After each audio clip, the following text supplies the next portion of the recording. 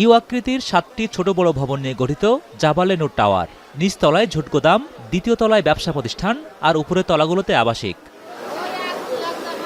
ভোর হওয়ার আগেই সেসব বাসিন্দাদের ভিন্ন এক বাস্তবতা নিয়ে ঘুম ভাঙে। ভোর 5:37 টাওয়ারের আগুনের খবর পায় ফায়ার সার্ভিস। একে একে 20টি ইউনিট যোগ দেয় আগুন নেভাতে। তবে ভবনের বেসমেন্ট জুড়ে ঝুটগুদাম ও ছোট ছোট গার্মেন্টস পণ্য থাকায় নিয়ন্ত্রণের বাইরে চলে যায় আগুন। আগুনের চেয়েও ভয়ঙ্কর রূপে ধরা দেয় ধোঁয়া। প্রায় 12 ঘন্টার চেষ্টায় নিয়ন্ত্রণে আসে আগুন।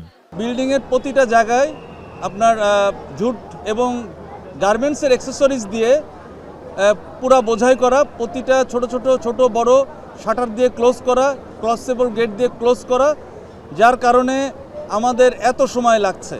এদিকে ভবন নির্মাণের নকশা অনুমোদনের প্রমাণসহ আগুনের ঘটনা তদন্তে কমিটি গঠন করেছে উপজেলা প্রশাসন।